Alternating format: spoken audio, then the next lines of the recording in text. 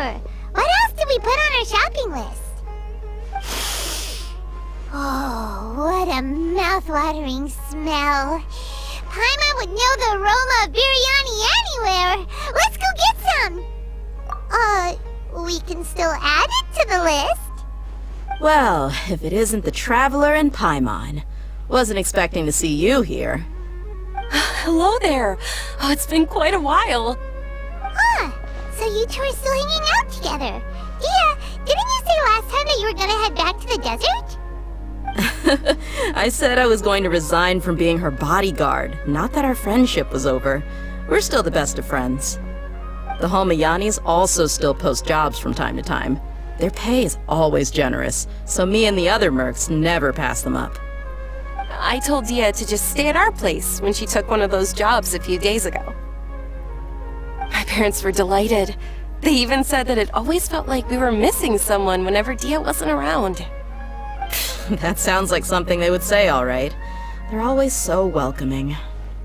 Anyway, the job is already taken care of, so I was gonna head back to the brigade as soon as I finished a little shopping. But the master kept insisting, and I ended up staying for another day. You can stay for as many days as you want, Dia. Father hasn't even gotten around to treating you to his best dishes yet. You know I'm not the kind of person to stay put in one place like that, my lady. Don't worry, though. There'll always be next time. What? She said they'll treat you to the best dishes! I can't believe you can still refuse that! But wait. Didn't you say last time that you would take me on a trip to the desert? Why don't you just take me with you today, when you leave? There are so many places I still haven't visited yet. I'm sorry, my lady, but no can do. There's still a few things I need to take care of back at the brigade. Besides, the desert hasn't exactly been the most peaceful place lately. Oh, come on. Not this again. That's also what you said last time and the time before that. I know, I'm sorry. Just give me some more time, and I promise I'll plan the best trip ever for you. Alright, fine. To be perfectly honest, it's not that I wanted to go, it's more like... I feel like something is off about you lately. Ever since you first set foot on the estate a few days ago, you've been acting anxious and even paranoid. Have you been delaying our trip because you've run into some kind of trouble? Nah, are you kidding? You're worrying too much. Would you swear on that? Friends shouldn't lie to each other, you know. I wouldn't pry any further if you're willing to swear on what you just said. But if something really is bothering you, then just tell me. You know I'll help you however I can.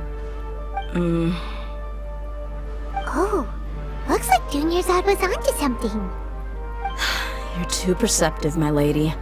Seems I can't hide anything from you. I just thought that nothing good could come out of telling you about the messy happenings of mercenaries. Knowing too much only leads to more trouble. Mercenary life is a dog-eat-dog world where Mora reigns supreme. Everything operates on a completely different set of rules. That doesn't change anything about what I just said, though. We're still friends, and I can only support you if I understand what's bothering you. My lady... You're not gonna stop until you drag it out of me, are ya? Alright, I'll share what I know. Let's go somewhere else first. This isn't exactly the best place for a discussion. Okay, let's talk here. Just try not to draw any extra attention. As you may already know, the Eremites have both a lot of mercenaries and a complex organizational structure. Many mercs are no different than me, just going around looking for jobs to earn some mora. My brigade is called the Blazing Beasts. We're not a large group, but every member is loyal and brave. However, not all Eremite brigades are like mine. Some are willing to cross all kinds of lines for the sake of mora. The most notorious is a faction known as Deshret's Relics. Deshret's Relics? Judging from the name, they must really look up to... Yep, you got it. I've heard that you've already crossed paths with Ain al-Akmar. They're one of the groups under the Relic's banner. Oh, you mean the group that tried to sell us the Divine Knowledge Capsule. Yeah, they weren't friendly at all. Deshret's Relics is composed of many smaller brigades like Ain al-Ahmar. The Relic's headquarters issues orders to all brigades under his control. On any other day, I would want nothing to do with them. Unfortunately, though, the brigade that's stirring up trouble now is none other than Dakan al-Ahmar. Dakan? I think it means beard or something. Believe me, it's a really stupid name. I found it insufferable for years. Anyway, the real issue is that Dakan al-Ahmar is led by my father, Kusela. Say what now? I think I'm starting to understand your anxiety now. But what did they do? I won't go into details, my lady, but they've been involved in a lot of violent incidents. We're talking hundreds. Hundreds? Yep. The scenes tend to be quite gruesome, too. They strip the victims of all their valuables before murdering them. Not only have they targeted merchant caravans and ordinary citizens, but other mercenary brigades as well. That's beyond terrible. They won't even spare their own kind. I don't know how Deshret's Relic sees it. All I do know is that Dakan al-Ahmar has become more and more aggressive over the last few years. If I don't do something about them, then even my brigade or the people of Aru village could become their next target. I just wish I knew what's driven him to do this. Yeah. How can your father do such terrible things? I don't know. People change. He's always been pretty pathetic. But at least in the past, there were still a few lines that he wouldn't cross. That's setting the bar pretty low. I mean, if he was even remotely decent, then why would I have to leave the brigade and cut all ties with him? He was loud and foolish, with no real sense of purpose. Instead of doing anything useful, he spent most of his time drinking and chasing after women. Of course, the other brigade members were just like him. Their ruckus would go on night after night. Sounds like a nightmare. What about your mother? Did she ever step in to stop them? Unfortunately, I never knew my mother. I'm sorry, Dia. I didn't know. It's all right, my lady. That's pretty common in mercenary circles. Didn't I mention that my father was chasing after women? I was the result of one of those encounters with some random person. He told me that he wasn't sure who my mother was. And in any case, she never came to see me. He'd say, "You'll be fine as long as you remember to stick with Dad." But even then, he left most of the parenting to the brigade. The one thing I do remember is that he used to tell me stories. But the problem was that he had terrible taste. He only knew a few stories, and even those tended to be pretty stale.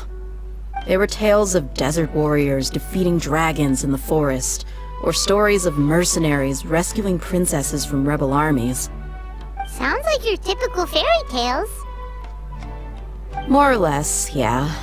They were interesting maybe the first or second time around, but after about 20 repeats, they started to get a little dull. He seemed to think those stories were the best things ever, though. He was so into them that he'd call the whole brigade over and make them perform the whole thing as a play. Even the toys he gave me would all be story props. I'd get helmets, shields, and toy swords. It was only much later when I realized that the shows were more for him than they ever were for me. What an interesting guy. Yeah, I've always found him pretty childish. But that was something I could just shrug off. I had no reason to despise him. Until I grew up and learned the true face of Deshret's Relics for myself. Looting, blackmail, violence, and fraud. They not only accepted such heinous acts, they would even openly boast about them. No one in the brigade was any kind of hero. Instead, my father and his cronies were more like the bad guys that needed to be taken down. Did they really think that as long as they didn't do any of that stuff right in front of me, I would never know? I think I can understand your feelings. The difference between perception and reality must have hit hard. Yeah, but don't worry, my lady. It's It's all water under the bridge to me now. I had a huge argument with my father and left that place behind for good. I'm not investigating them due to any bitter feelings I still have towards my father. I just want to protect those that are close to me. Yeah, I told the boys to gather as much information as they could. Most of the reports concern violent incidents, but there's also some talk of smuggling. I see. But isn't this investigation incredibly dangerous? It is, but every mercenary lives life on the edge. It's a lifestyle that I enjoy. That may be true, but it'll be impossible for those who care about you not to worry. Well, now you get why I didn't want to share any of this with you. What should we do? They both have valid concerns. Huh? But there's no need for you to get caught up in this mess, too. Well, she's super tough, so if she went into the desert with you, then Paimon bets the problem will be solved in no time. I'm inclined to agree. I'd feel a lot more at ease if you took her along to help. I'll wait for news from you in the city until then. Please, stay safe. I'm honored that you care so much for me, my lady. Alright, then let's get moving. Our first stop will be Caravan Rebot, where we can catch up a bit with my fellow mercs.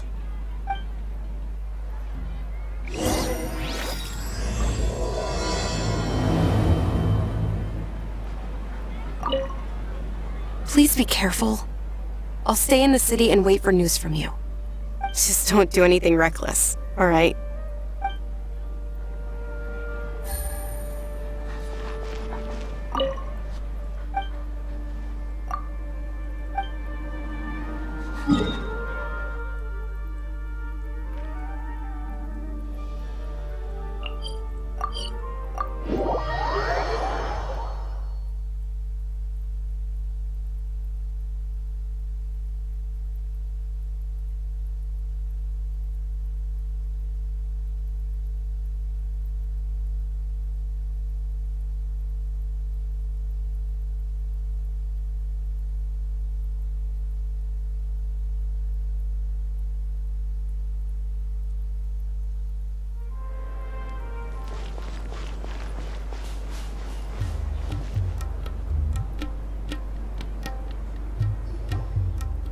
Hey, Dia, you're back.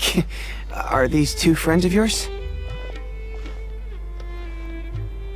Oh, so you've already become like one of us then? Well, that's good to know. Anyway, since we've got a newcomer, let me fill you in on what the Khan al-Ahmar's been up to lately. They've become extremely aggressive. Apparently, even their own now have become acceptable targets.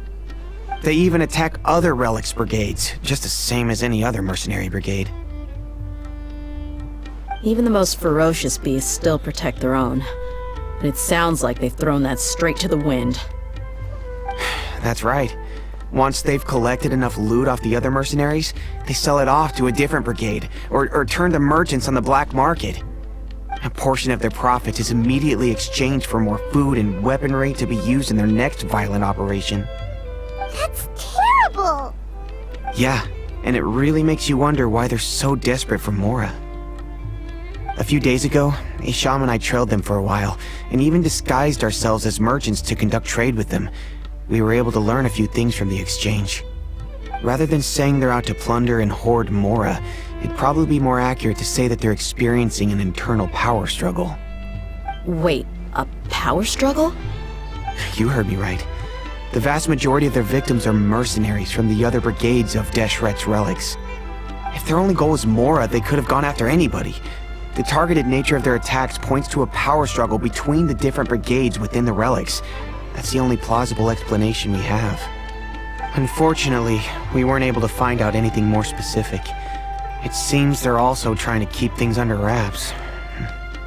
Oh, one last thing we discovered was that over the past few years, as the Khan al-Ahmar became more and more active, Deshret's relics as a whole became a lot weaker. Sounds mighty strange to me too. Harun, you can leave the rest of the investigation to us. Gotta say though, I didn't expect you to go on a whole undercover mission during the few days I was gone. Sounds like you were really putting your necks on the line, no? Nah, it was nothing. We're just as concerned about the situation as you are. The Khan al-Ahmar is your father's crew after all.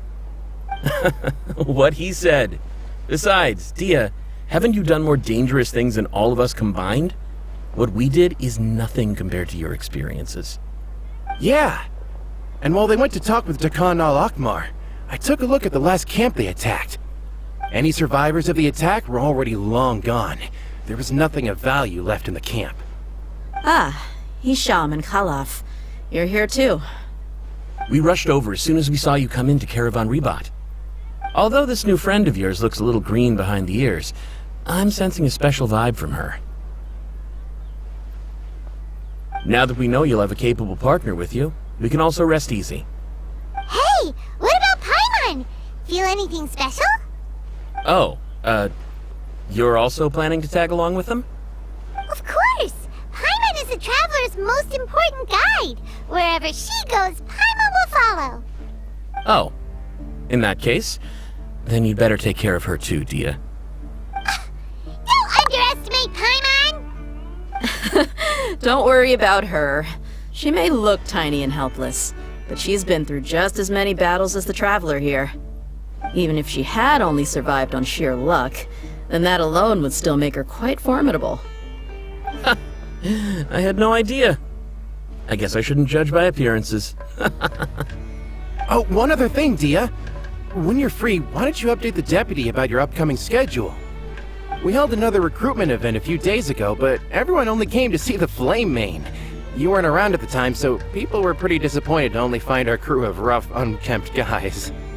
The deputy put a lot of effort into the event, but it was basically for nothing. Only a few people chose to stay, and that really got to him. Sorry to hear that. I'll be sure to bring him some great liquor next time. I left in a hurry and I couldn't make it back in time for the event. Gotta admit, I can understand their disappointment though. You're our brigade's main selling point after all. Now if only the deputy could figure out a way to bring a few more smoking hot members into our ranks. Keep dreaming. Remember the last time I invited a couple gals into the brigade? You all just froze up with your mouths gaping like a bunch of scarecrows. The awkward silence and weird expressions left quite the impression on them.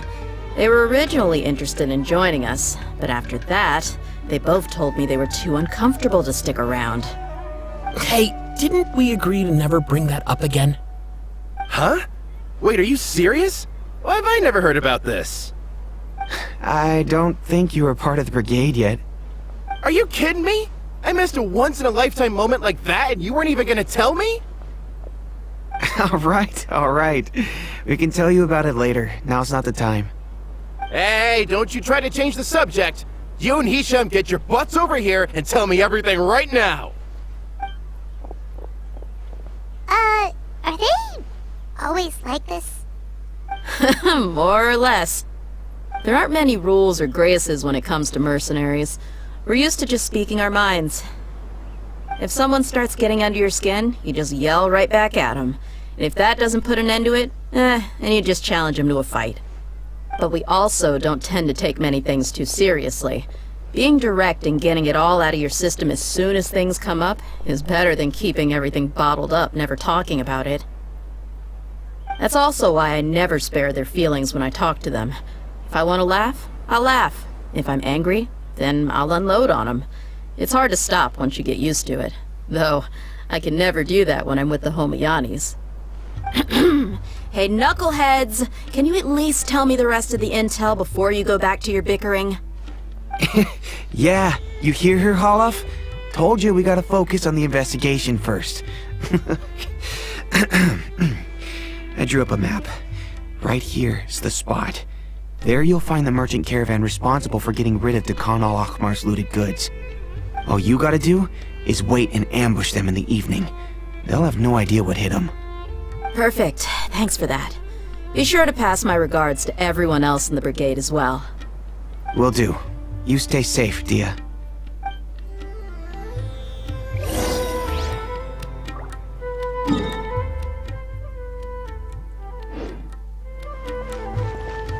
Now Now, like I said, the two ladies Dia brought with her were also like super mercs. I'm talking same level as Flame Main here.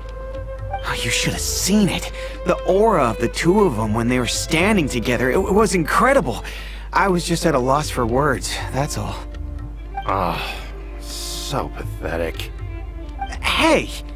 Shut up!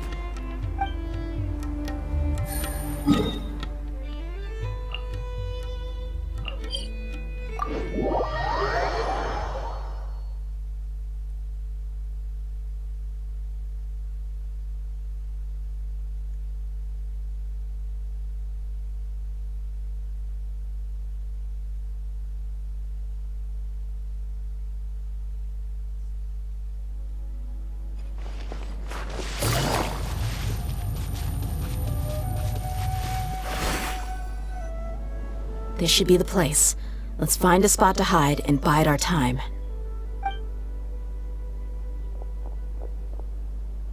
It's gonna come down to a fight one way or another, so let's all be careful. No need to worry. She knows her way around a fight. I'm not worried about that. What I meant is that we probably shouldn't go too hard on the enemy. After all, we still need to get information out of them.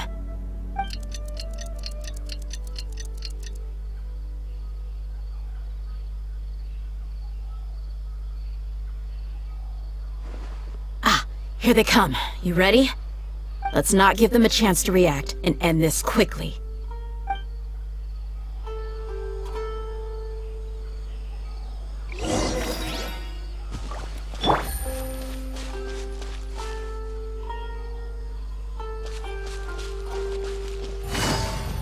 That's close enough! Stay put! The night is cold! The jungle! Wakula! Where do you think you're... Hi!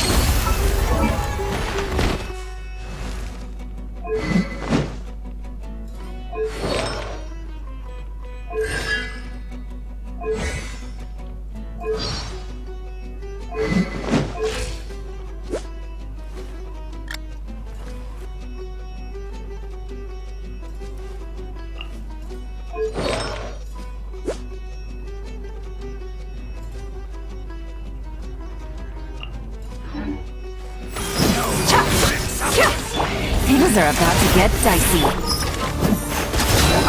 I'll be back.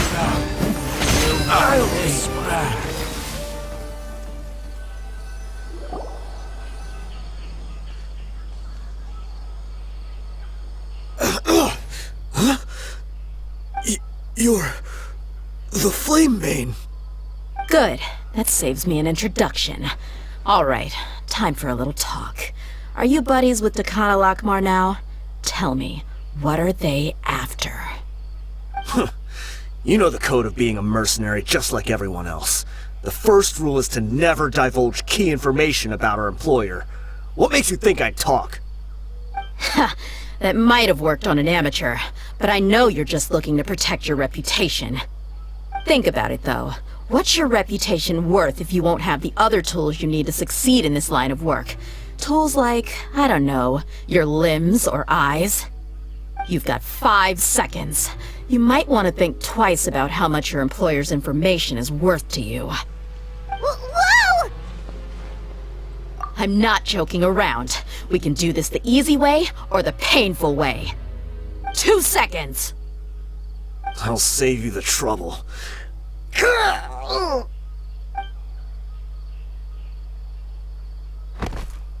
Huh? Are you crazy?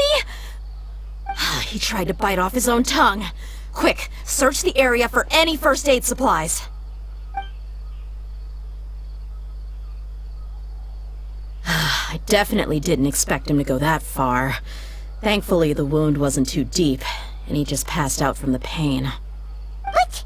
Why would he be so extreme? I just wanted to test his mettle. You can get a lot of mercenaries to talk just by threatening them. I didn't expect him to be willing to go through so much pain just to deny us some intel. Well, he's out cold for now. We could wait for him to wake up, but maybe it's not a good idea to interrogate him any further. What should we do? Yeah, don't worry about it. It'll be a waste of time to interrogate him again after that. He might just hurt himself again if we start asking. There are lots of goods around here. Let's search the area. Maybe we'll be able to find something. I'm really sorry.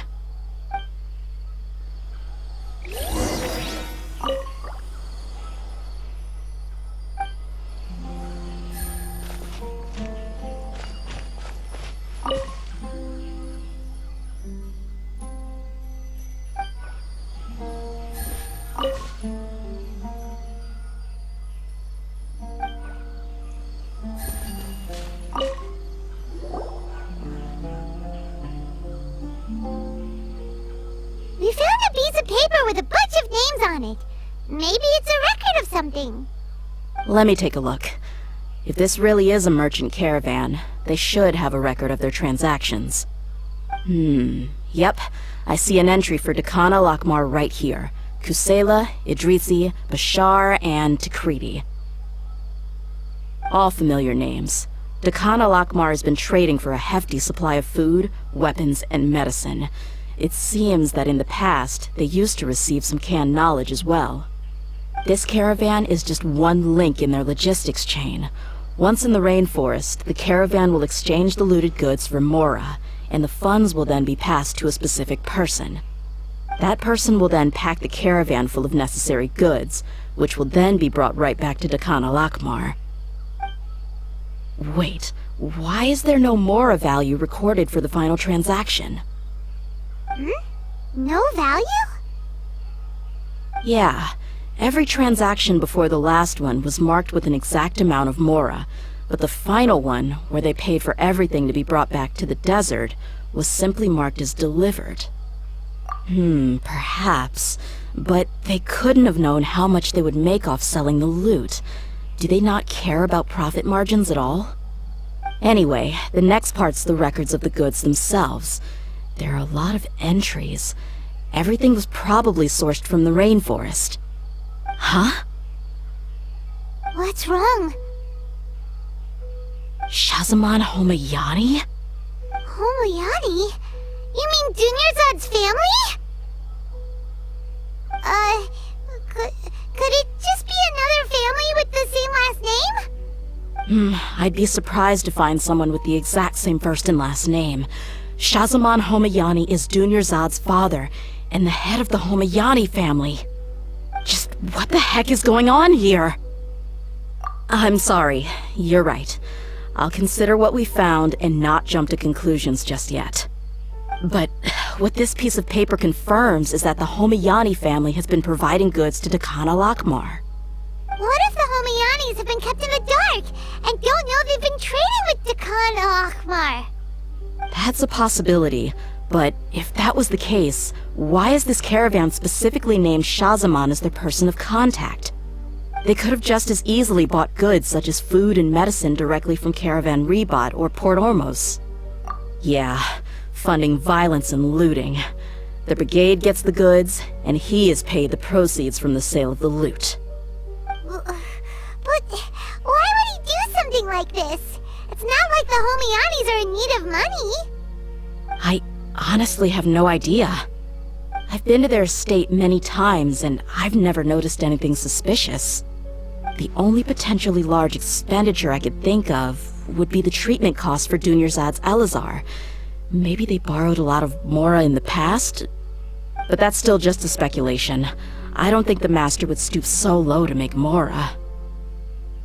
You're probably right. I know my lady's personality, and she wouldn't deliberately keep something like this from us. But what should we do now? All we found is just another mystery. If you ask me, we already have no choice but to confront her about this. I'm not worried. It's too early to make a verdict yet. I still have faith in the Homayanis. Let's go find my lady again. We'll tell her everything and see if she's willing to lend us her support. If we're lucky, we can not only figure out the mystery of this paper, but also follow the trail of breadcrumbs to the people responsible at Dakana Lakmar. Dia, are you sure this is the best decision? What if instead of getting the help we need, we just end up revealing everything we've discovered to the enemy? I've considered that possibility. But even still, I want to tell her what we found. I think I owe her that much. True friendship is built on trust. She showed genuine concern for me when we first brought up the topic. I can't repay her kindness with doubt and suspicion. That's not how I deal with people. You're right. Paimon wants to trust Dunyarzad too. Yeah. Let's pay another visit to Sumeru City.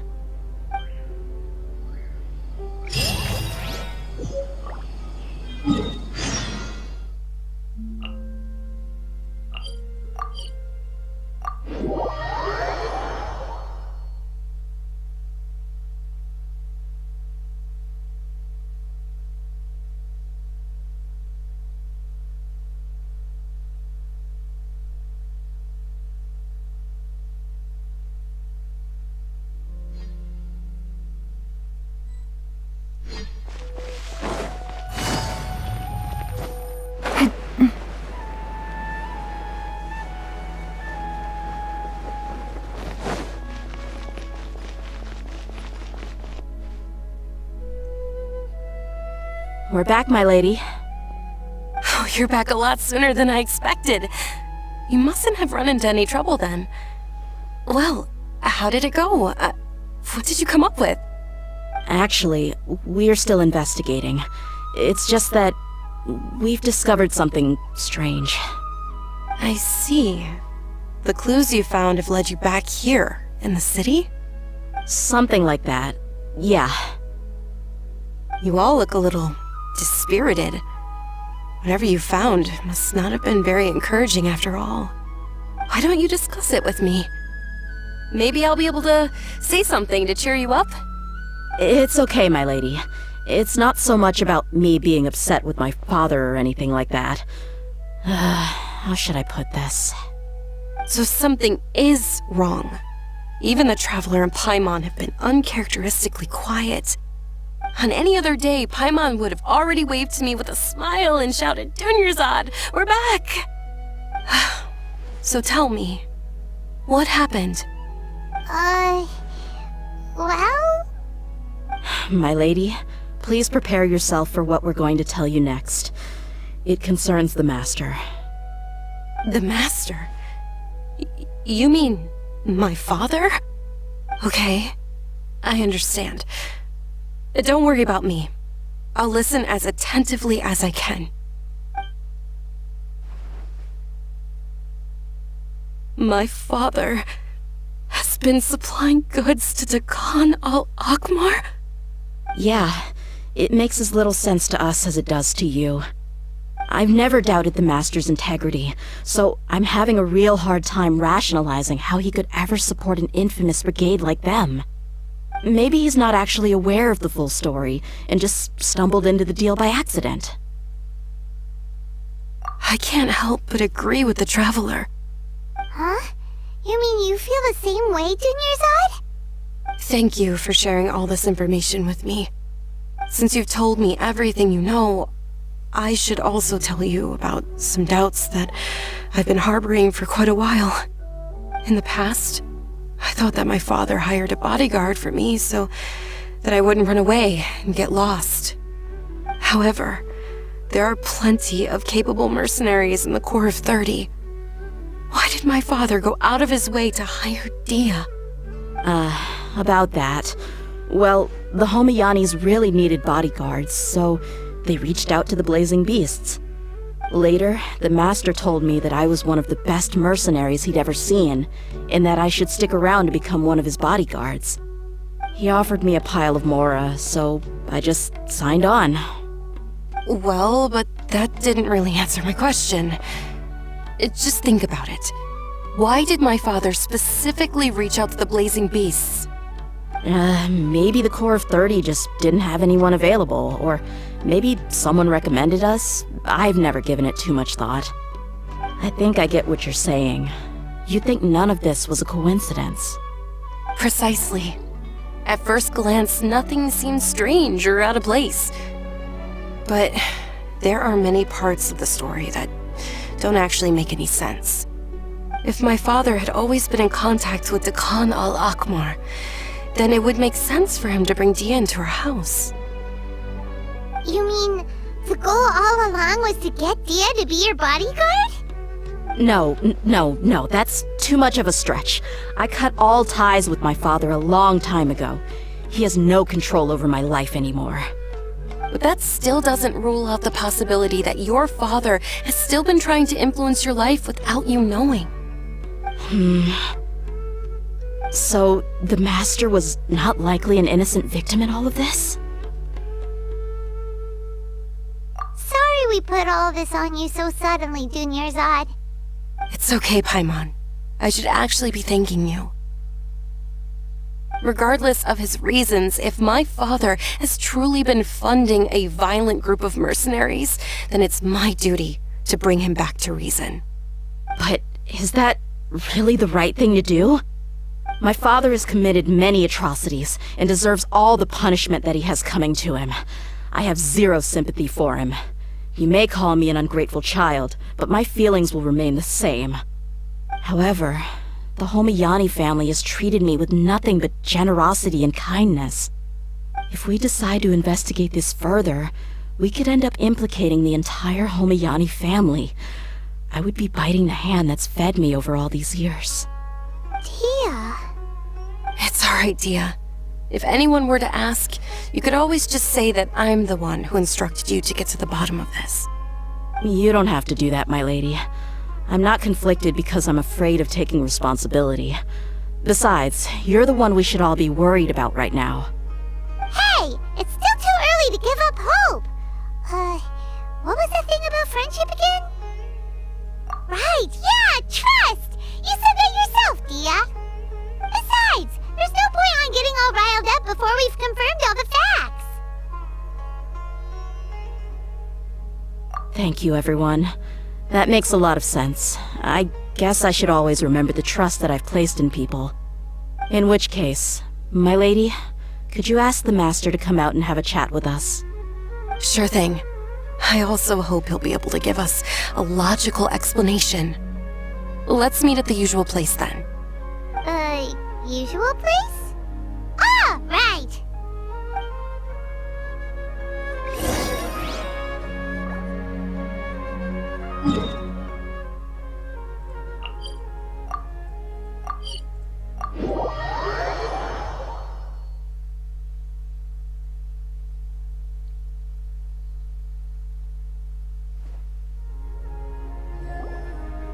Thank you for coming, sir.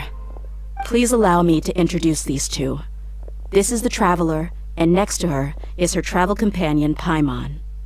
Ah, yes, my daughter has mentioned them from time to time. It's a privilege to finally meet them in person. But we may skip all the pleasantries for now. What is the important matter you wish to discuss with me today? Well, we wanted to bring this transaction record to your attention. There's something on this record that we're all pretty curious about. So, that's what you found. Huh. Seems like I can't keep everything from you much longer. If you wouldn't mind, we'd like an explanation. Well, it's a long and difficult story, and to be perfectly honest, I'm not sure if I'm doing the right thing. What I do know, though, Dia, is that the truth will bring you no solace. If anything, it will likely cause you a great amount of anguish. Wait, me? Yes, I understand perfectly why you came to see me, and I am touched by your collective commitment to do the right thing. But knowledge always comes at a price, and sometimes, as they say, ignorance is bliss. Your father, Kusela, and I both believed that. Of course, you have the right to seek and learn the truth, but I must warn you. The facts of this matter may reduce everything you've built for yourself into sand, blowing in the wind. If you must proceed, then Kusela's heartfelt efforts will also fade into the wind like a fleeting mirage. His heartfelt efforts? I'm sorry, sir, but I'm not sure I follow. I've made it this far in life without a single drop of my father's support. I have my own ideals and ways of looking at the world, as well as people and causes that I've chosen to cherish and fight for. None of these things have anything to do with him. I came here today to support you as the head of the Homayani family. No warning will change my stance on that. I understand. Then let me tell you a little story. Our family once needed to take a trip to the desert when Dunyarzad was just a baby. Along the way, we were attacked by bandits. They had superior numbers and quickly overpowered our bodyguards. When all seemed lost, a group of passerby Eremites lent us their support. Those Eremites were Kusela's brigade, Dekan al-Ahmar. Kusela's men told me that the attackers were Eremite mercenaries, just like themselves. I was shocked.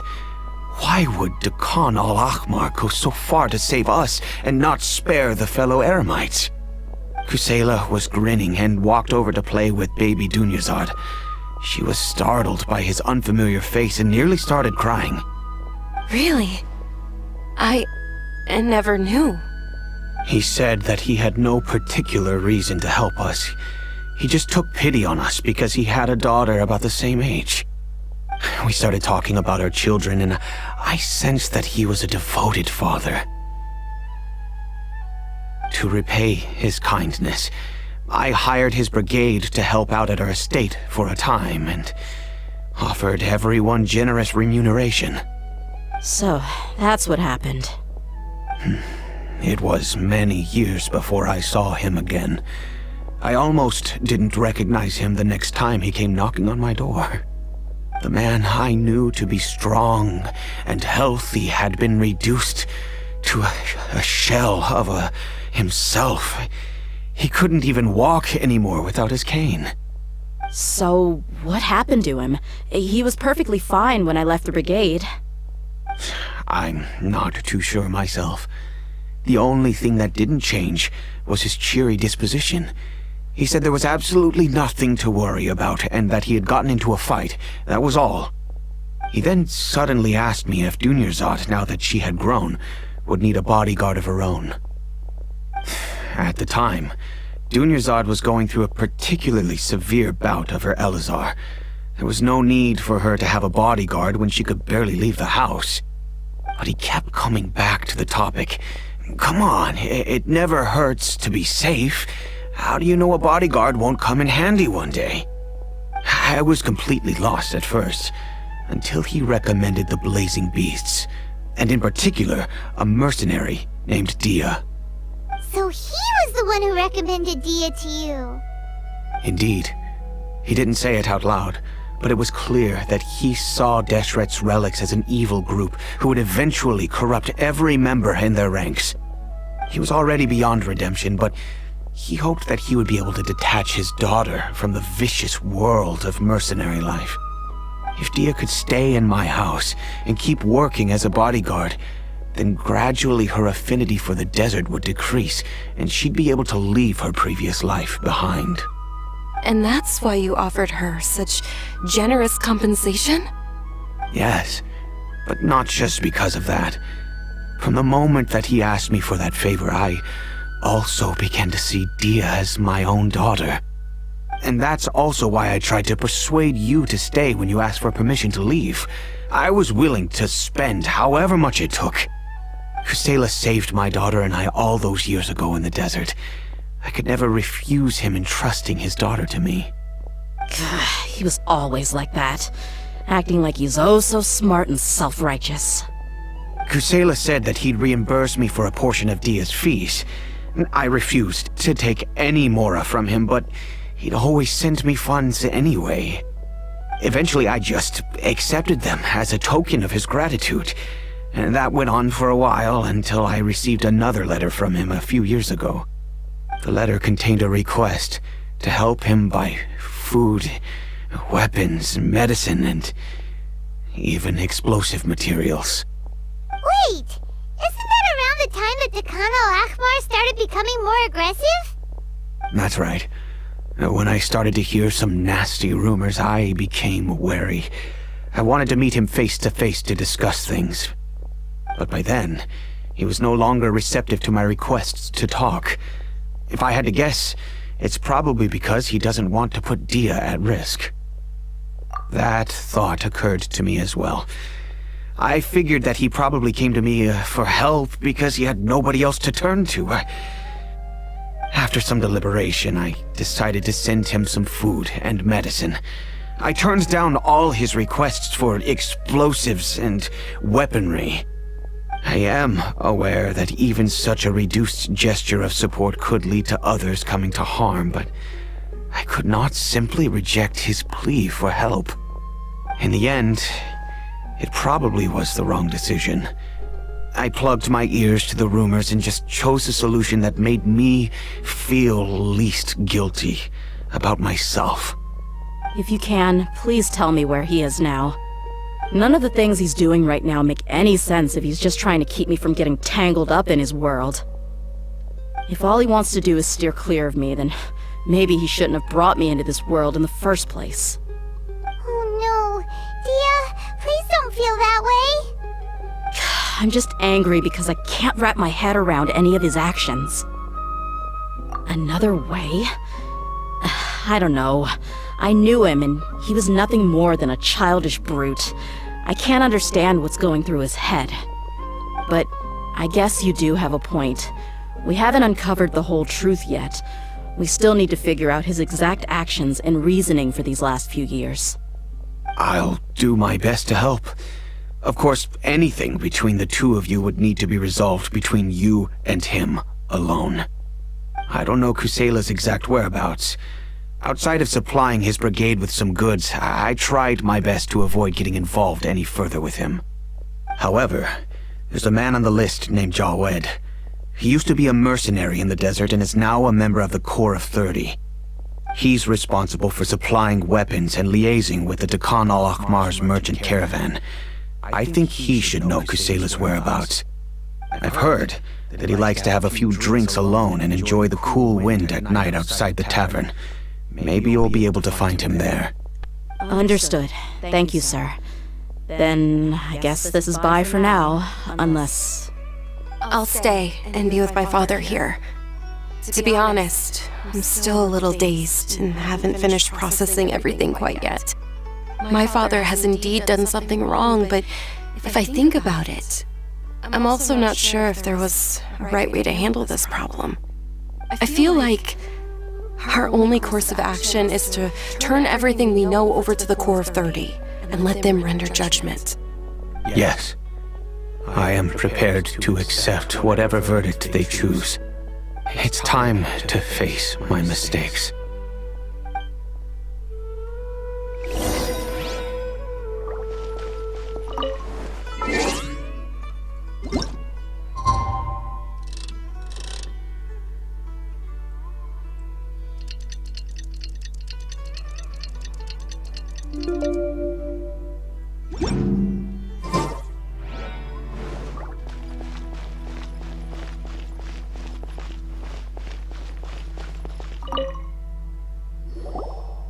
Huh? Who are you guys? I know what you've been up to. Smuggling weapons to violent brigades in the desert while working for the Corps? Pretty bold, if you ask me. Shh! Keep your voice down. How do you know all that? Come with me. We should take this elsewhere. I'll be happy to talk things over once we're somewhere private.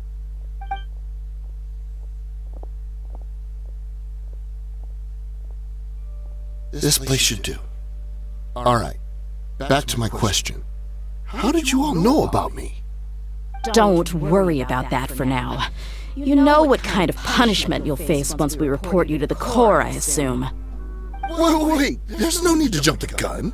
Let's talk this out. What are your terms?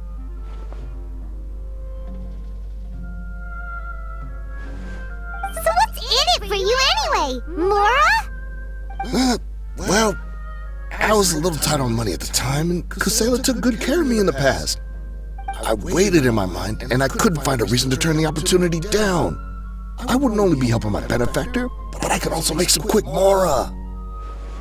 Let me tell you how it is. We're investigating Khan al-Akmar, and we're gonna put an end to their operations. If you provide some help for us, then we might just put in a good word later to reduce the terms of your punishment. Hey, why don't we discuss this a little first? Listen, I made quite a bit of more from my last run. You just give me a number, and I'm sure we can... Shut it. My patience is running out. You should know when a mercenary is after something other than money. All right, sheesh. But you gotta promise you'll put in some nice words for me later. They're always on the move. Here's the spot they were at the last time I made my delivery to the desert. Feel free to go have a look. I'm just telling you though, it's not on me if they're not there anymore. Sure. And then you can forget about any nice words from us. Hey, come on. Now you're just being unreasonable. Really? And how do I know you're not leading us straight into a trap?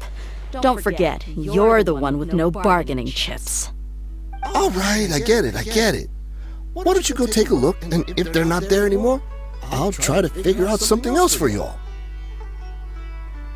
Now that's more like it. Let's move. And as for you, try to stick around the city until we get back. You don't want us to call the folks from the Corps and have them drag you back to the city.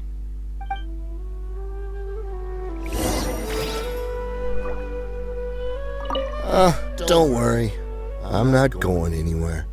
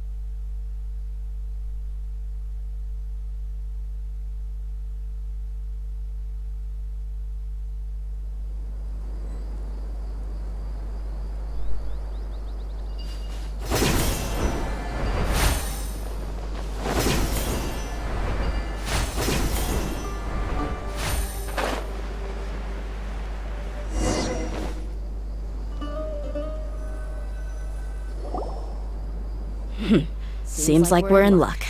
That should be their camp right up ahead. Let's go. We'll finally get to the bottom of this ourselves.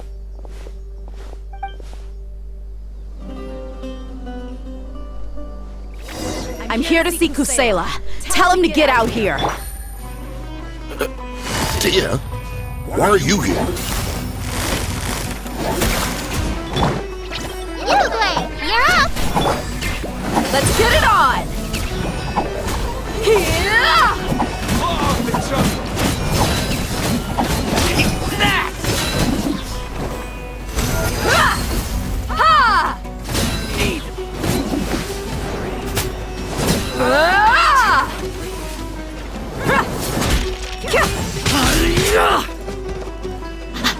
Look alive!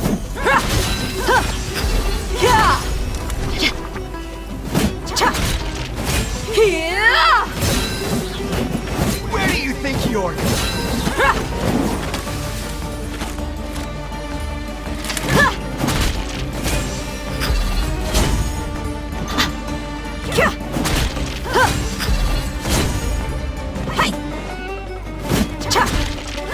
Haven't you all done enough? Oh, so are you also here to stop us? Stay out of this! It's got nothing to do with you!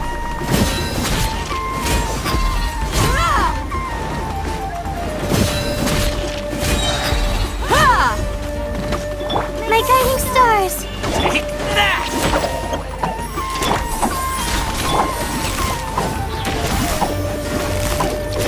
Gotcha! Game's up! Fun's over! Gloves off!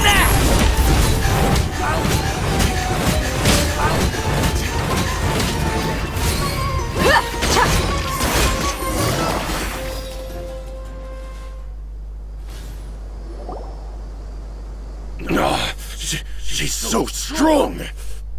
Enough fighting. We all know each other, and I don't want to take things too far. Just bring Kusela to me. There's no use hiding him anymore. Did you understand a single word I just said? Or do I need to bash your skull in some more? Alright, everyone, let's all just calm down for a second. Dia, the boss can't come out and see you anymore. He died a long time ago. What? Seems like you've been out of the loop for a while. Guess that's for the best, though. At least, that's what the old man wanted. When did he die? What happened to him? A few years ago, Kusela broke up Dakan al-Ahmar and went to the Deshret's Relics headquarters by himself. So is that when you guys started acting up? We would prefer to call it taking revenge. Every last person in Deshret's Relics must pay in blood for what they did. Let me start from the beginning. Dia, do you know how the head of the Relics maintained order internally? Overwhelming strength and unquestionable authority? Those were a part of it, yes. But just those on their own weren't enough. They had another tool at their disposal. They called it a person's record. Regardless of whether they joined by their own will or were coerced, every person in Deshret's Relics were forced to leave a record of themselves at headquarters. Whether it be their deepest sin, some unforgivable act, or their most immoral exploit, the record served both as a symbol of loyalty and the perfect material for blackmail. That's precisely it. Every one of us have a record. Me, Bashar, Tikriti, and all the boys who grew up with Dia and ended up joining our ranks. But you, Dia, you were never asked to provide a record, were you? I never even knew this was a requirement. You were probably the only person in all of Deshret's Relics who didn't know about it. Ever since you were born, Boss had been trying to shield you from this organization's sinister rules. Not only that, but he also banned all of us from committing any nefarious acts. He said he'd take care of the dues we had to pay regularly to headquarters. But in the end, he was just an ordinary person. What could he do? He was forced to go to headquarters again and again to account for missed dues and incomplete records. He'd come up with all kinds of excuses and get beaten up as a result. We all knew he was doing that for you. He wanted to get you out of this world, no matter what it took. And that's why he became a shell of himself and couldn't walk without a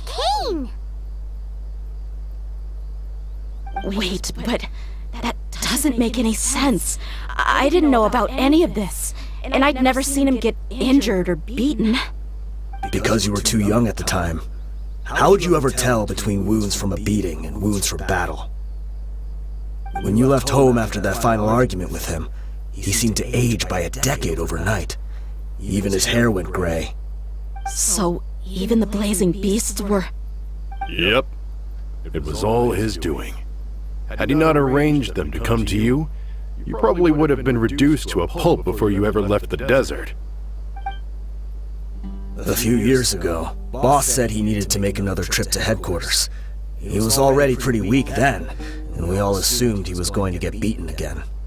I suggested that he hand the role of leadership over to me, but he said there was no longer any need, since the Khan al-Ahmar would soon be no more.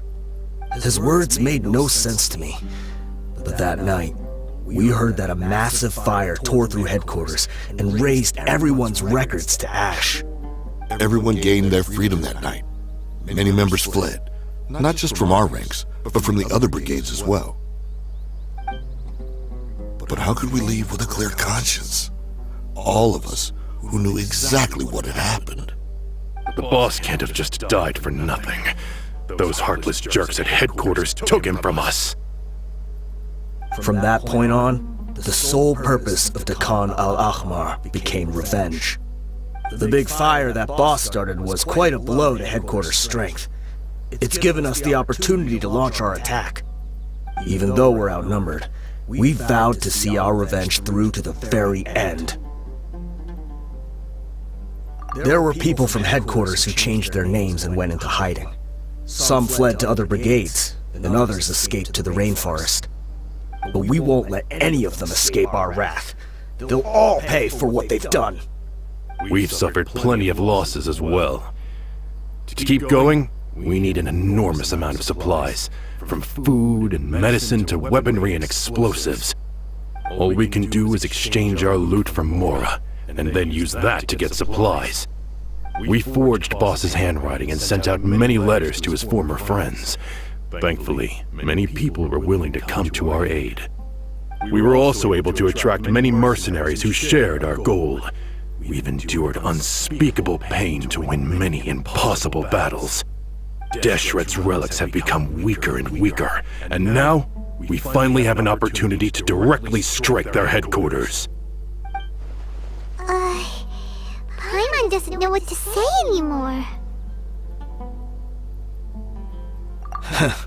We do know right from wrong, but we were sinners from the very beginning. We do not deserve the freedom that the boss won for us with his life. Boss always loved his old-fashioned hero stories. Those tales about sacrificing yourself to save the world. We used to always laugh at him for it, but in the end, he really went and lived those stories out himself. As for me, I never considered myself a hero. We're all the lowest of the low. We have no right to even imagine such an existence. But maybe those hero stories he liked foreshadowed everything that was to come. The spirit of the hero touched all those he had saved, and more people joined his cause. Maybe we were all just acting along with the play in the beginning. But as we acted the parts and recited the lines, we were drawn in. And now, we want to see the story through to the end. I'm sorry, Dia. I know you always found us insufferable ever since you were young. Just think of this as a madman ranting. I'll go with you. Huh? Dia? You wanna go with them? I grew up with these guys, and I know they're not bad people. It's just that some situations get so bad that it's difficult to tell good from evil. All I know is that Deshret's relics must be destroyed. Furthermore, I want to go see the place for myself. I want to know if my father is still there. I know you don't want to get involved in this, so there's no need for you to tag along. I can do this on my own. Yeah, Paimon feels like we'd only regret it if we don't see this through to the end. Thank you. We'll be a lot stronger together with you. I bet Boss would lose his mind if he ever knew you'd join us at the very last moment like this. Considering all the losses and injuries we sustained, we can't afford to turn down someone as powerful as you. He can think whatever he wants. But the fact is, I owe him this much.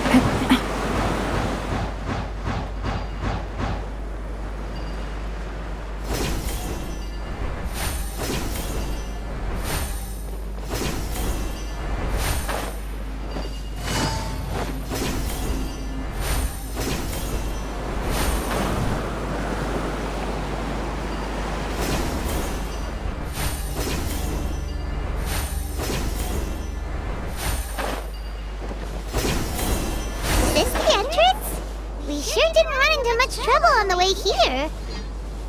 Should be. I don't think they have enough manpower left to post guards and defend their perimeters.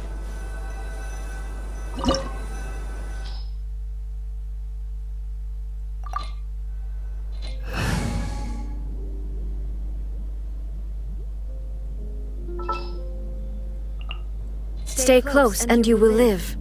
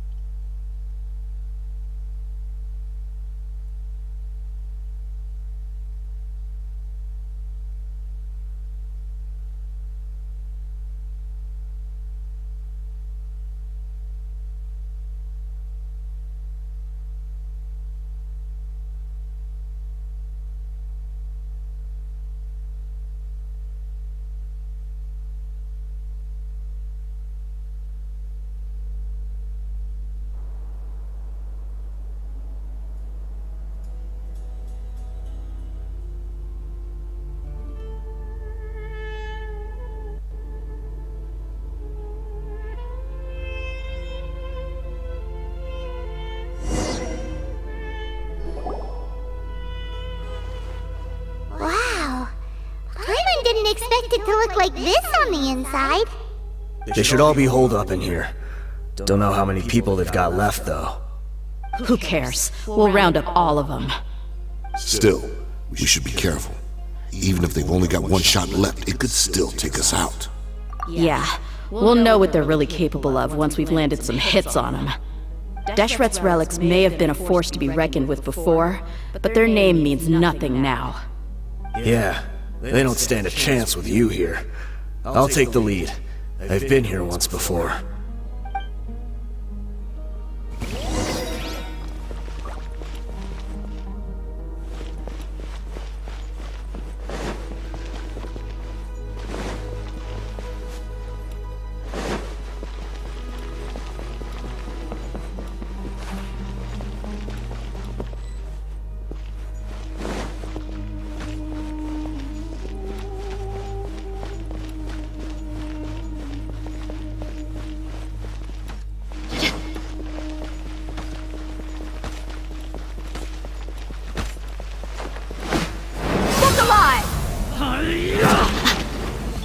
Shine down! Too late for regrets.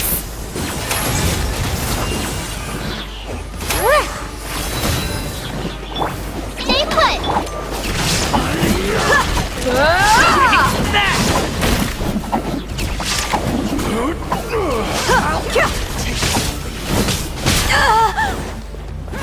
Let's get it on!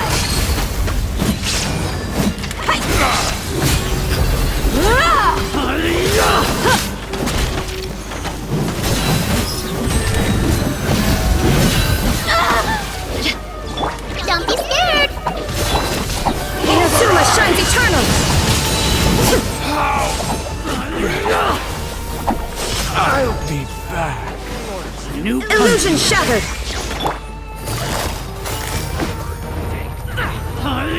Quietly now.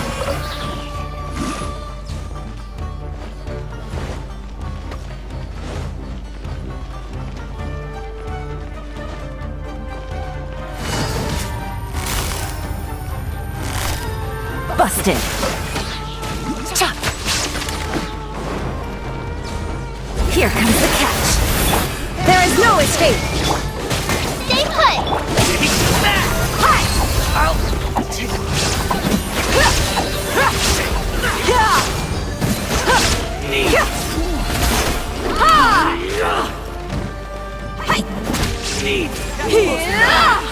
Feeling lucky today?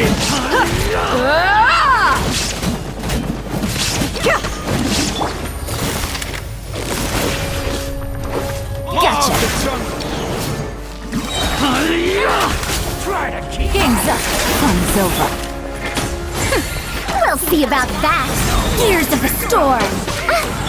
Don't be scared. Dead meat.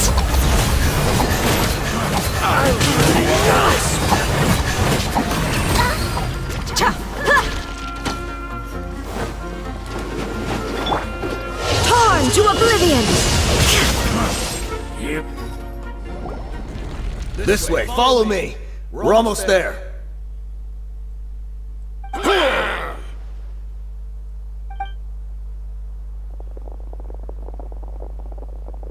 Wait, They went charging ahead without checking for any traps.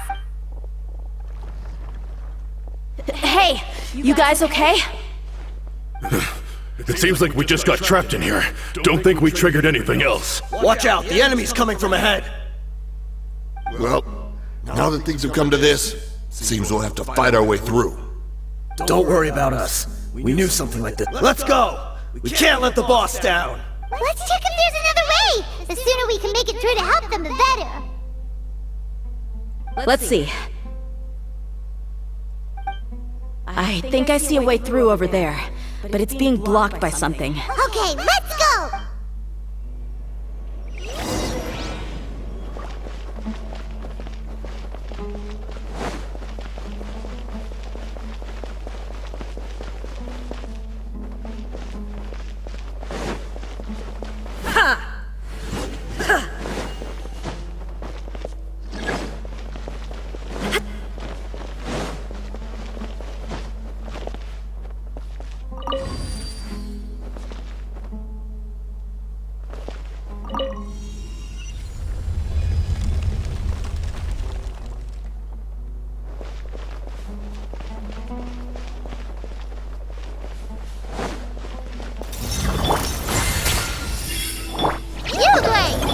Illusion shattered!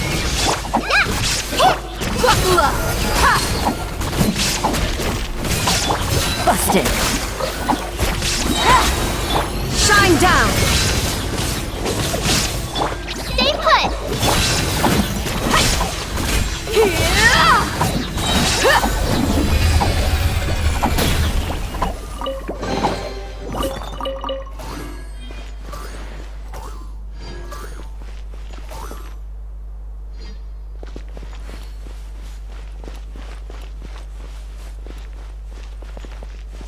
Another mechanism like the one before, but this one's being blocked off in the middle. We just need to adjust it a little.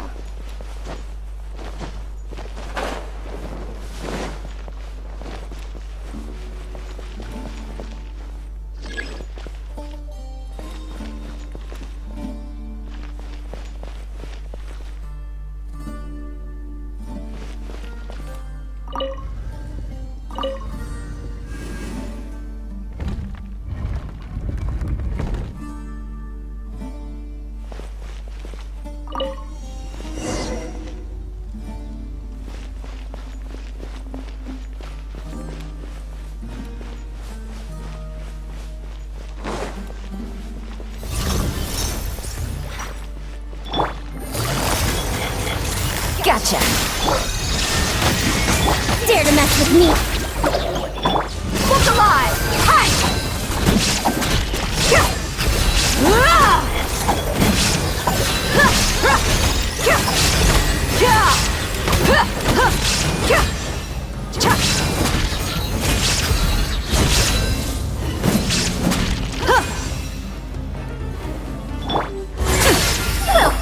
Let's get it on! Ha! Inazuma shines eternal!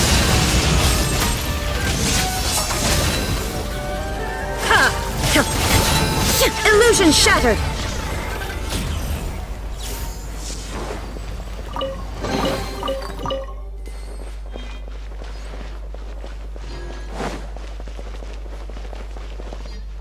Shine down! Quietly now. You, Blade, you're up. Things are about to get dicey. Look alive. Gloves off!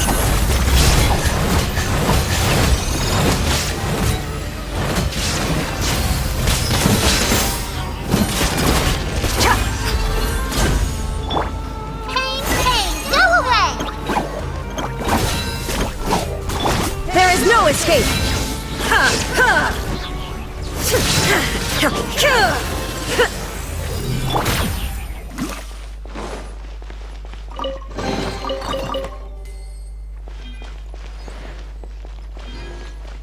Take it easy.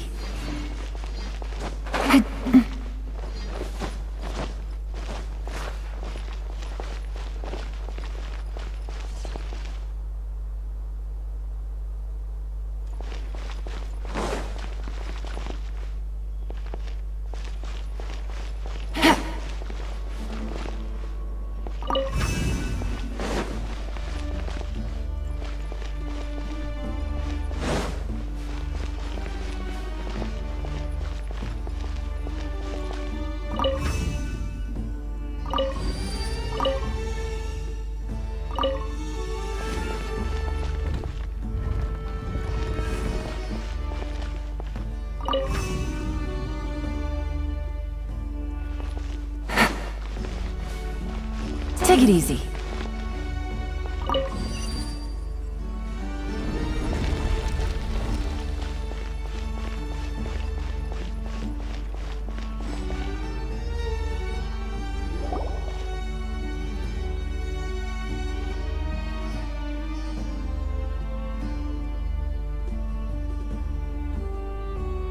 I wasn't expecting anyone to make it through from the other side. But as a desert dweller, I suppose we should be used to our folks defying all expectations. Don't waste your breath. You have nowhere to run. Run? Had I wanted to run, I would have fled 1,000 times already. I witnessed the golden age of Deshret's relics. Even if I could leave this place behind, all that awaits me now are endless days of humiliation and ruin. Even now, my brothers and I still believe in one thing. The greatest should never live to remember their fall. So you want to go out in a blaze of glory? Let us draw our weapons! We will show them the true power King Deshret bestowed upon his followers. They are but two, while we hold within ourselves the entirety of the relic's glory. Wave 1, charge! Eliminate them! Dare to mess with me? Illusion shattered! Now you shall perish!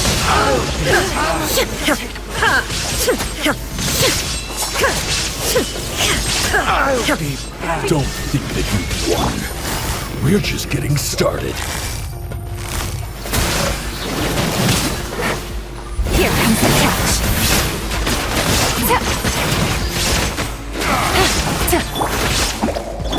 Let's get it on! Hi! Will meet.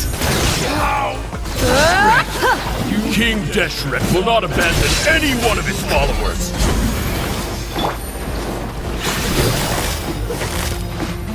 Quietly now. Game's up. Fun's over. Truth repeats itself with sense of respect. Go get it,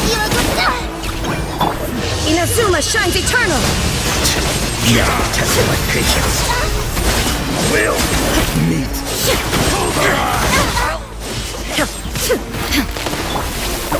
I'm getting sick alive! You asked for it!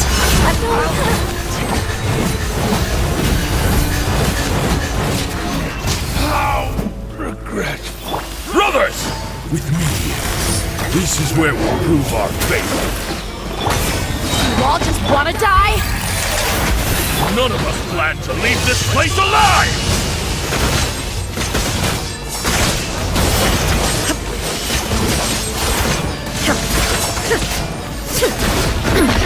Insolent! There is no escape! Where do you think you're going? Game's up. Fun's over. Sacrifices already. Stay put!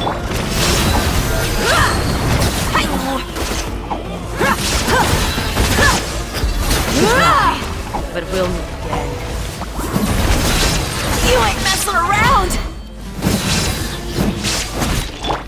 Gotcha. Don't be scared! Hey, go away!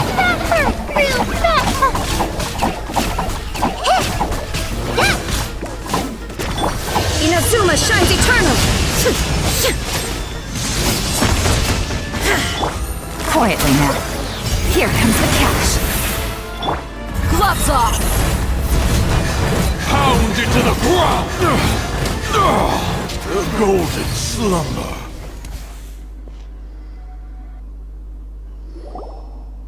The commander has finally fallen! But they're still coming at us! This place is like a gladiator's ring. They just keep coming no matter how many we beat! Yes, keep fighting! There's no need to fear, and no need to back down! This... When the next wave comes, try to draw away their attacks. I'm going to see if I can take out that high platform.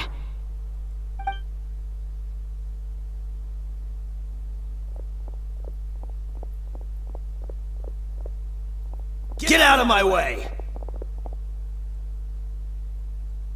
Come and face me, Michel! So they've broken through the front as well. Apologies, Lord Michel. They fight like absolute madmen! No matter how much we throw at them, they just keep coming for more!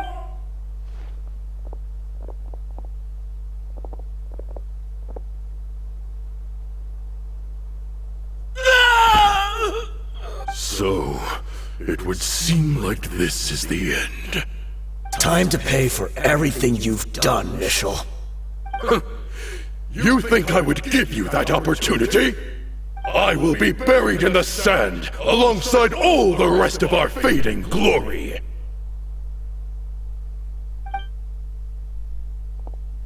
Hey, wait!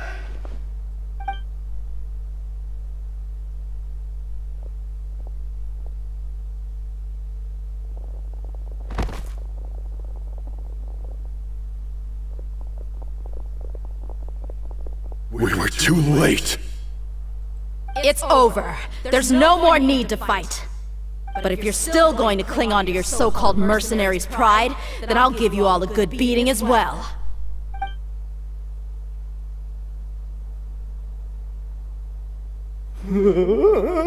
Hey, dear! I found the mechanism. I'll get you all back up here right away. Let's go.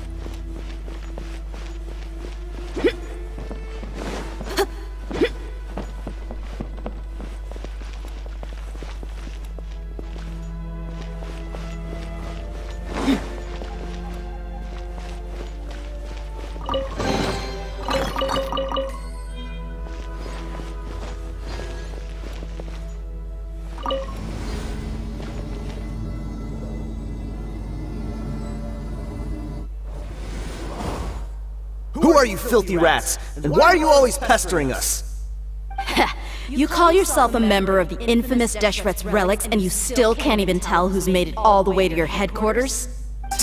Who knows what intent a bunch of rats may have? We try to catch a couple, and you all just show up on the other side instead. How are we supposed to figure out what you're after? Hey, have you ever heard of a man by the name of Kusela? Why would I know? It's not like I'm in charge or anything. This is your last chance to talk. Hey, I said I don't know anything. I'm just an average member here. I'm telling you the truth. If you're here to find someone, why don't you look through the records yourselves? Who can remember every name and face with so many people coming in and out every day? The irony. His life became a light for so many, yet to others, it wasn't even worth remembering. Where's the records room? Answer me! It's right over there. All the files are in there. You can go through them as much as you want. It's not like any of them still matter anyway. I mean the old records room. The old records room? You mean the one that got burned down? Kusela. Ah, yeah, I remember him now. The guy who could hardly walk. Watch your mouth. That's our boss you're talking about. He was definitely faking it. We all let our guard down as soon as we saw him come hobbling in. But in the short time it supposedly took him to take a dump, he'd already gotten away and started a fire in the records room. He couldn't have possibly outrun us if he wasn't a fraud. And after that, Deshret's relics fell into complete disarray. Stop wasting our time. Every one of us here is perfectly aware of what he had done. Tell me, where is the old records room? It's just over there. Go see it for yourself if it means that much to you. There's nothing left in there but ashes. No human could ever survive that kind of inferno. Bashar, Tikriti, let's go. We'll leave the others here to guard these guys. Spare them no mercy if they try anything.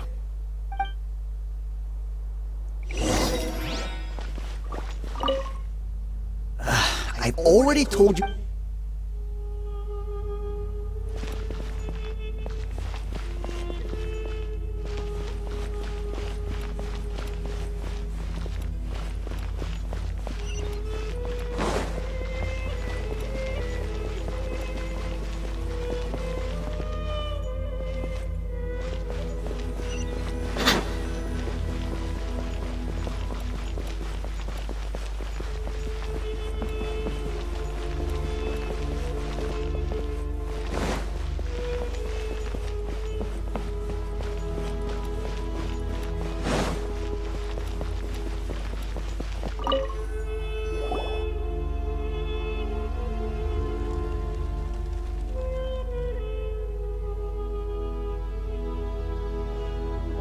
So, this was his final destination.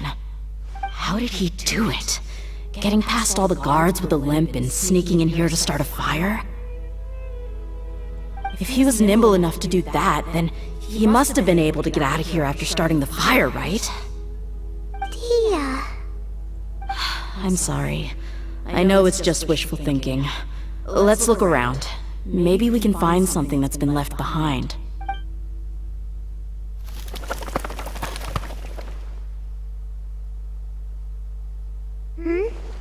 Is this a cane? It must be the one that Dia's father used. Kusela. Thanks for everything, boss. We're fortunate to somehow find that cane after that fire. Let's split up and look around some more. What if something else has been left behind? But what else could survive a fire like that? Huh?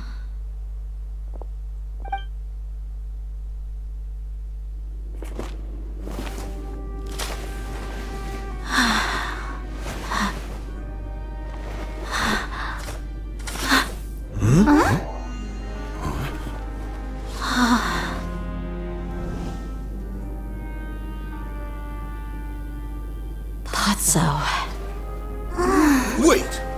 Isn't that the toy sword you played with as a child?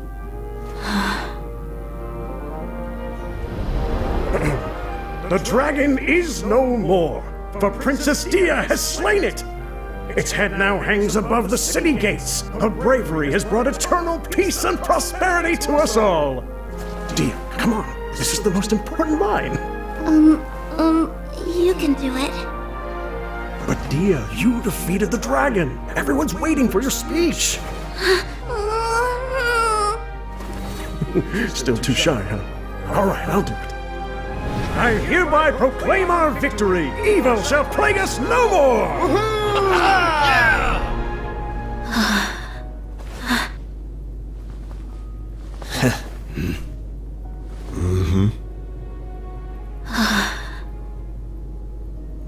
I hereby proclaim our victory.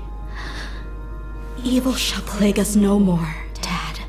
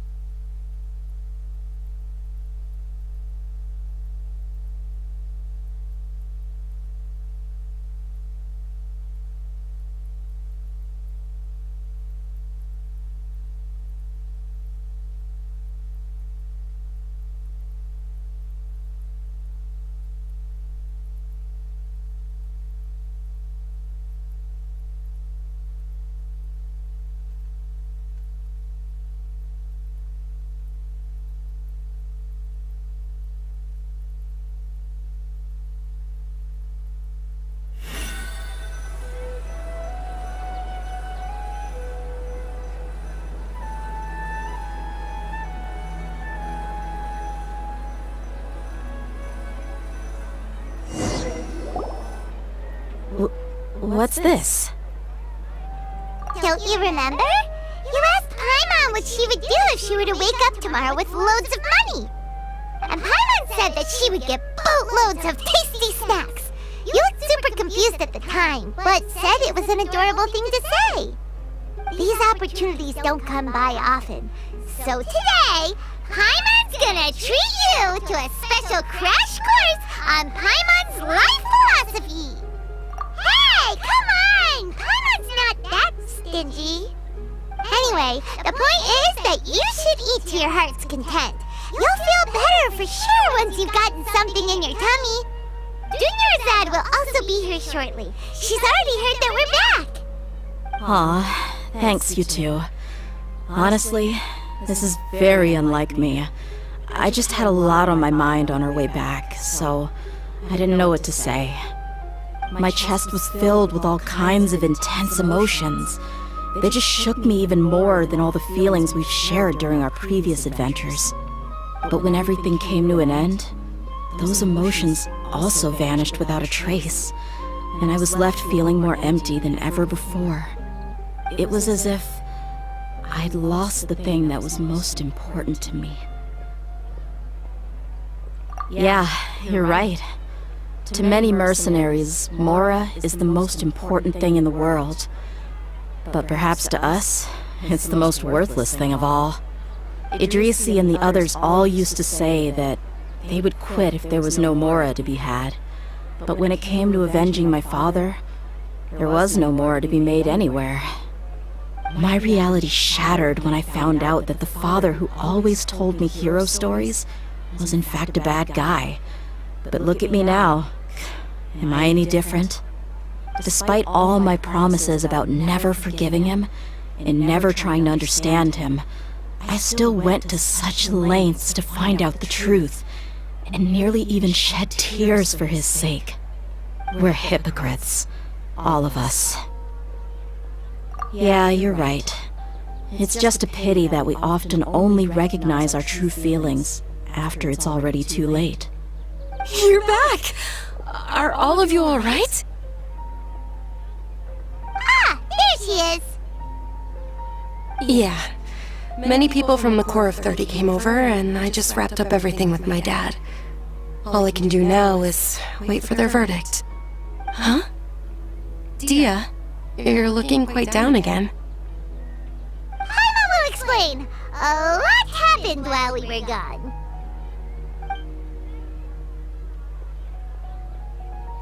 I'm sorry. I really should have controlled my emotions better. I just... It's all right, my lady. You were hurt by all of this as well. Truth be told, I'm starting to feel a little guilty watching you cry like this. Dia, oh, your pain must be even worse. You shouldn't need to comfort me. Hey, don't worry about me. If anything, this whole thing has finally shown me the difference between illusion and reality. My father probably thought that people could settle into new lives as long as they moved to a new environment. That thought has even crossed my mind a few times. It's like saying, what's wrong with adapting to a new life? However, there was always something deep within my mind that refused to accept it. This impulse brought me great turmoil, and even made me feel ashamed for turning my back on your father's kindness. But now that I consider it again, it all makes sense. The desert sands are a part of who I am, and I will never be able to lead a peaceful existence. I understand how you feel. That doesn't mean I won't be making any changes to my life, though. As an example, I'm now thinking about taking on some small odd jobs. It's just like Idrisi said. I also want to catch up to my father and become a character in his play. Even if the ending of the story may be childish and ridiculous, it won't really matter. Isn't that neat, though? Oh, you'll be a whole new kind of mercenary, one that's not out for Mora. Why don't we go for a change of scenery once we finish eating? What about stopping by the Grand Bazaar again? Right. You said you wanted to get a rug for your family. We'll come along too. I can't thank you enough for taking care of me this entire time.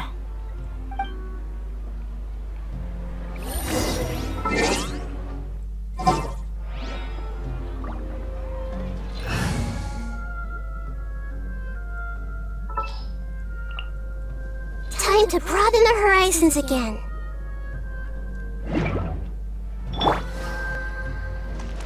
Welcome. I hope you'll have a wonderful day.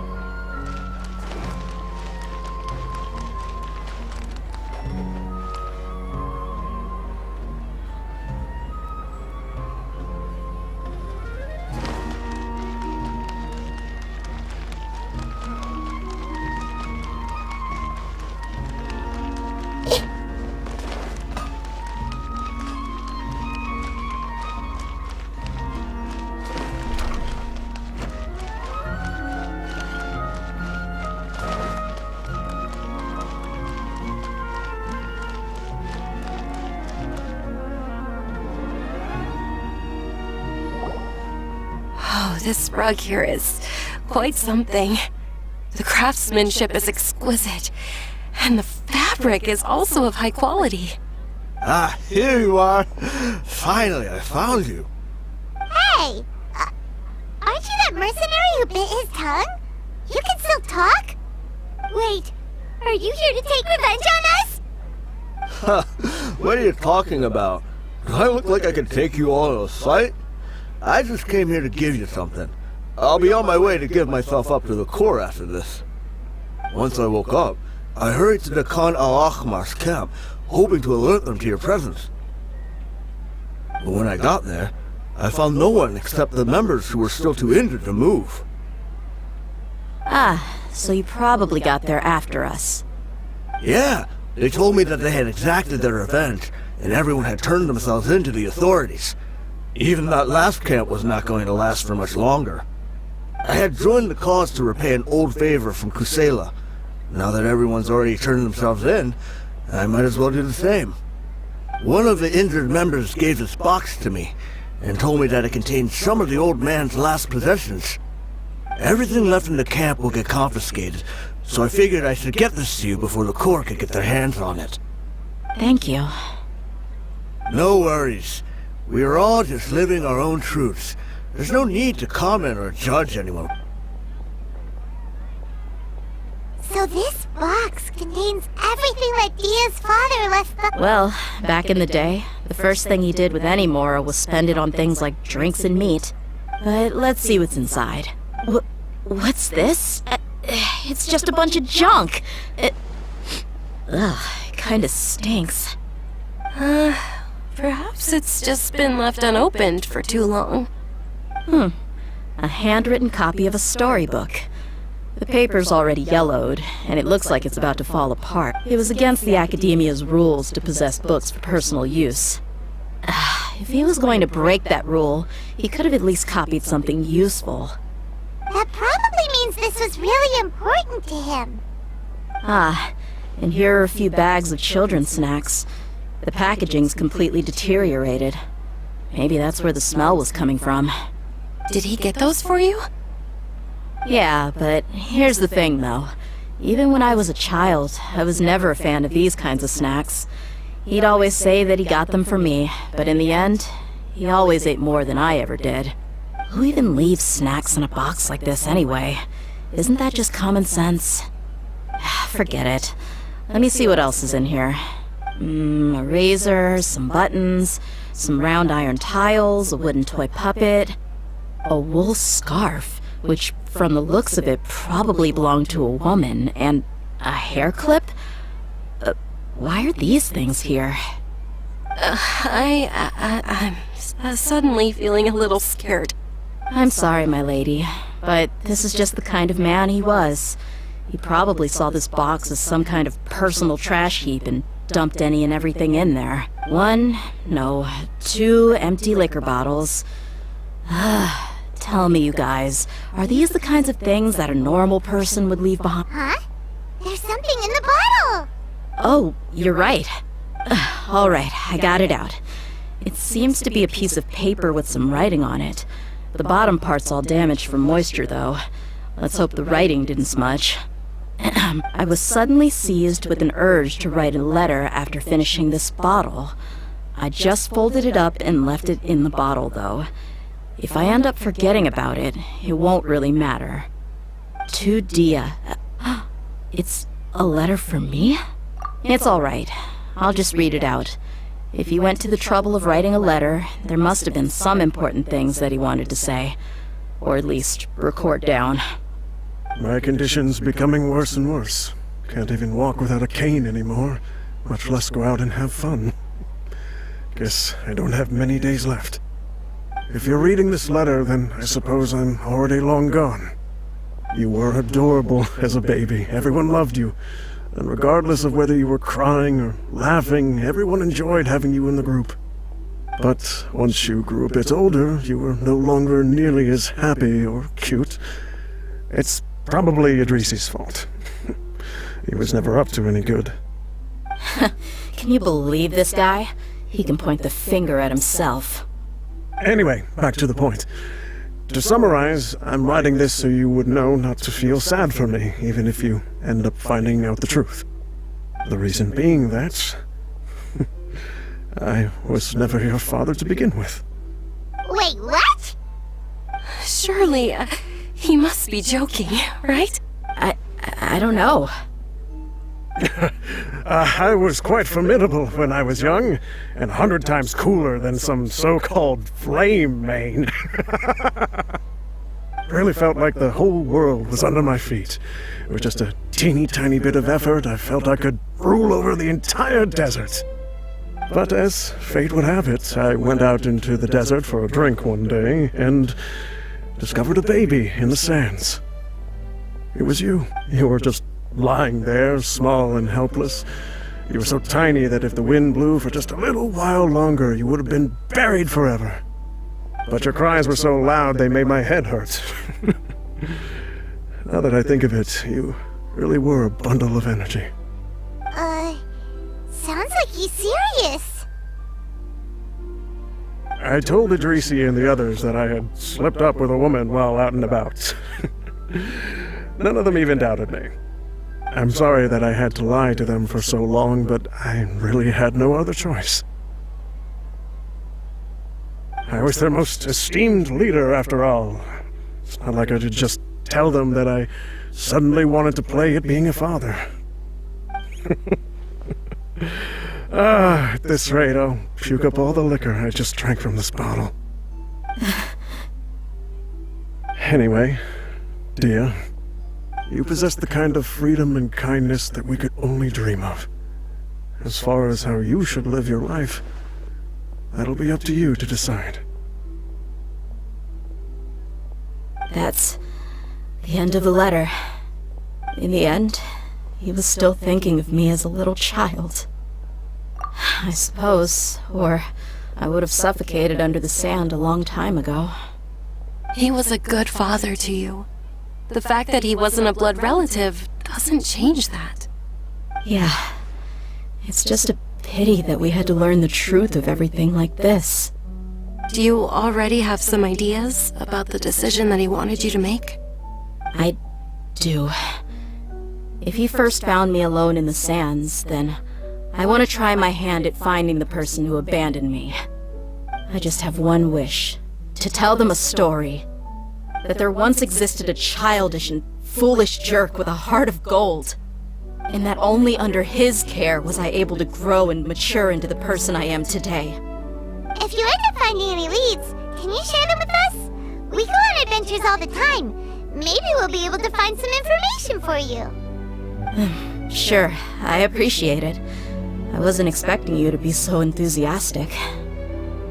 I'll help too. Thank you. All of you. Thank you so much. My life has certainly had its twists and turns, but I've always considered myself lucky. Because no matter where I've gone, I've always been surrounded by incredible kindness.